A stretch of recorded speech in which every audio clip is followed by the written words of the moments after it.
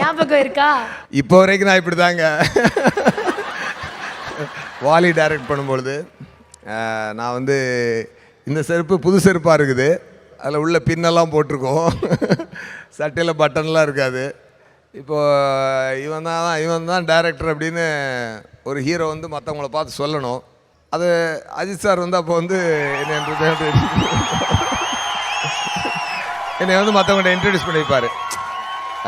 சூர்யா என்னோட அடுத்த டைரக்டர் அப்படின்னு சொல்லுவாங்க. அவர் சொல்லும்போது மற்றவங்களாம் அப்படி ஒரு மாதிரி பார்ப்பாங்க, என்ன அஜித் சாருக்கு என்ன ஆச்சு, இப்படி ஒரு ஆளை பிடிச்சி டைரக்டர் ஆகிறாரு அப்படின்னு சொல்லுவது.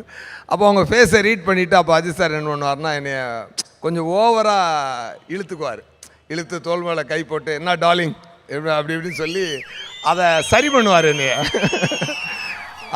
அதை வந்து நான் என்றைக்கும் மறக்க முடியாது.